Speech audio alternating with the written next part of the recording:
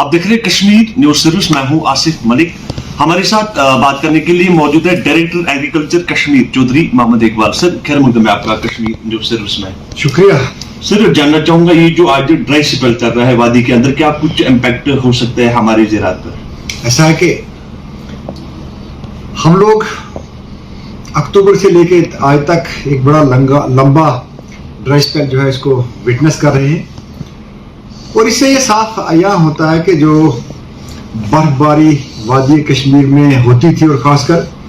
चिले कलां के दौरान में जो बर्फबारी होती थी, अल्लाह और रिजी के बीच में जो बारिशें होती थी, उसके बीच में जितनी रबी क्रॉप्स जिनकी सोइंग ऑलरेडी अक्टूबर के महीने में हो चुकी है, उस क्रॉप को ग्रोथ और डेवलपमेंट के लिए जब ऑप्टिमम मॉइस्चर मिलती है तो उसके साथ जो दूसरी एग्रोनॉमी ऑफ क्रॉप्स के लिए जो एसोसिएटेड प्रैक्टिस हैं, चाहे वो इंटरकल्चर ऑपरेशंस हैं, चाहे उसके बीच में टॉप ड्रेसिंग है, तो ताकि क्रॉप की जो अल्टीमेट पोटेंशियल है उसको हार्वेस्ट करने में हमें अच्छे तरीके से कामयाबी मिले। लेकिन आप देख पा रहे हैं कि जब ये इतना लंबा ड्राई स्पेल हो गया तो डिपार्टमेंट ऑफ एग्रीकल्चर ने तमाम अजला के चीफ एग्रीकल्चर साहिबान से इनपुट बेसिक रिपोर्ट ले ली कि क्रॉप की कंडीशन क्या है, और उसी सिचुएशन को देखते हुए हमने उसी वक्त अपनी यूनिवर्सिटी के साथ एक मीटिंग की। ऑनरेबल वाइस चांसलर भी उस मीटिंग के सरप्राइज होते वही कर रहे थे, और आपने पढ़ा होगा, अखबारों में पढ़ा होगा, मीडिया के लोगों ने भी उस चीज़ को उजागर किया कि जो एडवाइजरी 15 दिन के बाद हम इशू करते हैं उसमें यहाँ डिसाइड हुआ कि एक यूटी लेवल पर अपेक्स कमेटियाँ जो तश्कील दी थी वो भी दी गई, और आज भी उसी सिलसिले की आज यूनिवर्सिटी में दूसरी मीटिंग है अभी, जिसको हम फिर एडवाइजरी इशू करेंगे कि जो पिछले 15 दिन की एडवाइजरी हम लोगों ने इशू की थी कि एग्रीकल्चर क्रॉप जिनकी सोइंग हो चुकी है उसके बीच में क्या क्या इस वक्त होना चाहिए था। लेकिन एक उम्मीद है कि जिस तरीके से हमारा मेट्रोलॉजिकल डिपार्टमेंट जो है, जो उन्होंने एडवाइजरी इशू की है कि इस लास्ट हफ्ता जो जनवरी का है इसके बीच में बर्फबारी के इम्कानात हैं। अगर ये बर्फबारी हो जाती है तो जहाँ कहीं पर भी हमारे अपर रीचेज जहाँ थोड़ी बहुत बर्फबारी है जो उसको बेस मिला हुआ है, तो ज़रूर आने वाले वक्त में खरीफ में भी इसका फ़ायदा ज़रूर मिलेगा। लेकिन अगर ये और प्रोलॉन्ग हो जाता है तो ये कुदरती बात है कि जो हमारी क्रॉप्स जो ऑलरेडी जिनकी रबी क्रॉप्स की सोइंग हुई है, जिसके बीच में जिक्र करूँगा, सरसों बड़े पैमाने पे है,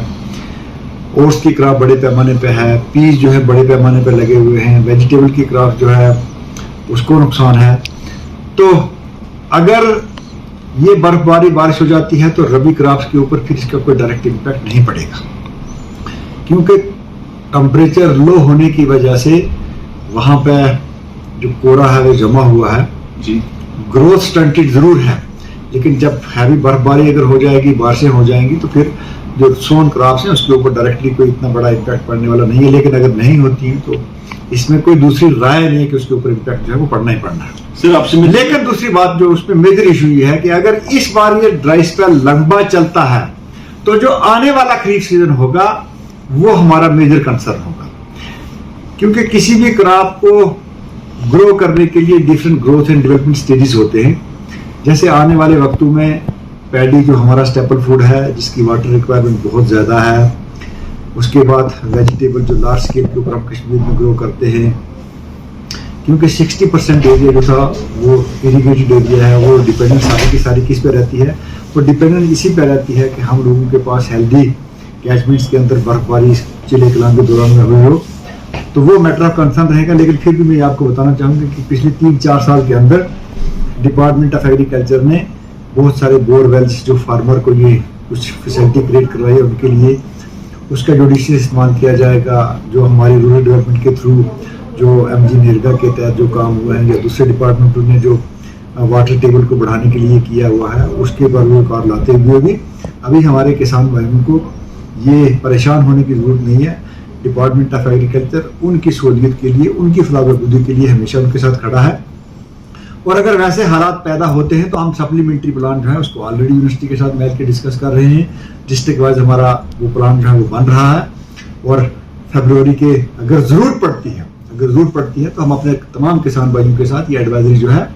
ये जो अभी हमारी उसके बाद नेक्स्ट मीटिंग होगी उसके बीच में हम किसान भाइयों के साथ शेयर करेंगे कि हमको उन क्रॉप्स का इंतखाब करना है जिनके वाटर रिक्वायरमेंट कम हो, जिनकी लाइफ साइकिल जो है वो कम हो,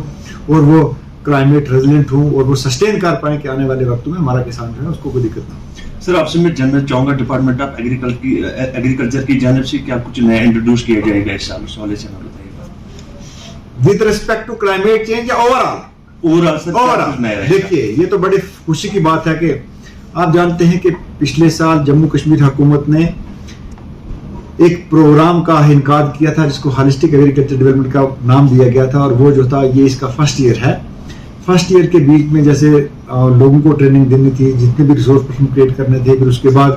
किसान संपर्क अभियान का पहला फेज चला जो कि अगस्त के महीने में खत्म हुआ। आज उसका दूसरा फेज चल रहा है। किसानों को जानकारी दी जा रही है किस तरीके से ज्यादा नौजवान उसके बीच में पार्टिसिपेट करें। उसके साथ साथ उस प्रोग्राम की इम्प्लीमेंटेशन का भी फर्स्ट फेज जो है वो स्टार्ट हो चुका हुआ है, जिसके बीच में जैसे हम मान कर चल रहे हैं जैसे कि होलिस्टिक एग्रीकल्चर डेवलपमेंट में सीड की दस्तियाबी को मुस्तहकम बनाना है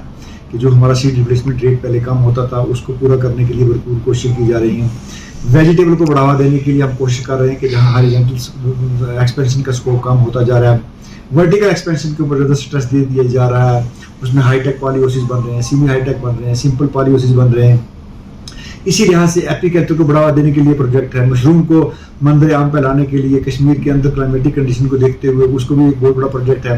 मिलेट्स आप जानते हैं कि 2023 जो था ये इंटरनेशनल ईयर था मिलेट्स का, उसके ऊपर कश्मीर में काम हो रहा है।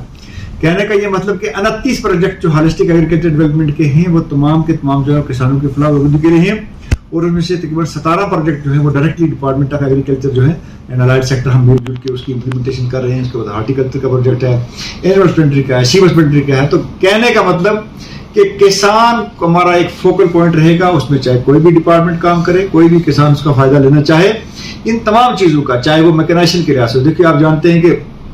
पुराने वक्तों में यहाँ पे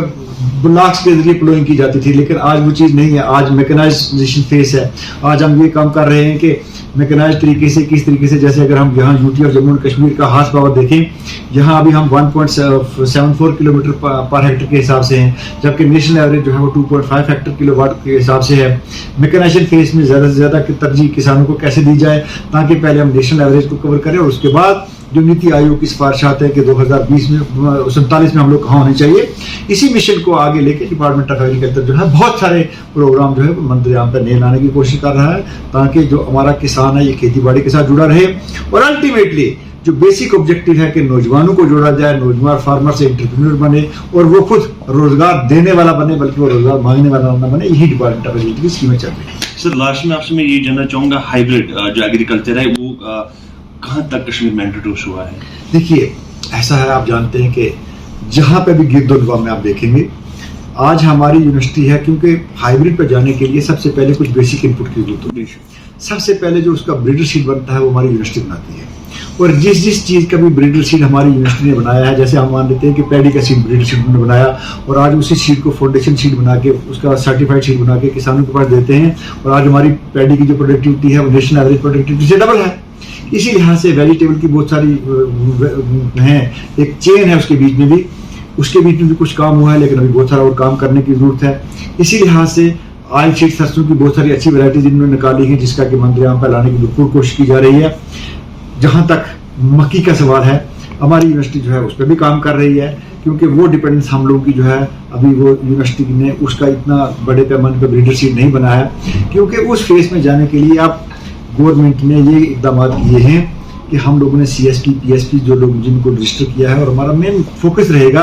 कि आने वाले वक्तों में हम यहाँ के फार्मर को सीड प्रोडक्शन चेन में ले जाएं, और सीड प्रोडक्शन चेन में जब ले जाएंगे तो हमारे कश्मीर के जो पैदा करदा सीड है इनकी डिमांड बैरून रियासत में बहुत ज़्यादा है, उसी चेन के ऊपर लगातार काम हो रहा है। कश्मीर न्यूज़ से बात करने के लिए आपका बहुत बहुत शुक्रिया। मैं भी आपका शुक्रगुजार हूँ, और मैं आपके माध्यम से ये मैसेज देना चाहता हूँ कि जो गवर्नमेंट की तरफ से स्कीमें किसानों की फलाह बहबूदी के लिए लगातार जारी की जा रही हैं, जोक दर जोक लोग आएँ, उनका भरपूर फ़ायदा लें, और ख़ासकर नौजवानों से मेरी ये अपील है कि वो इन स्कीमों का भरपूर फ़ायदा लें, ताकि आने वाला जो हमारा नौजवान है वो हमारा फ्यूचर है, और जब हमारा फ्यूचर जो है उसके पिलर जो है उनकी बुनियाद अच्छी होगी तो वो आगे आने वाले वक्त में हमारे लिए सबसे अच्छी सक्सेस स्टोरी बन सकती है। Thank you.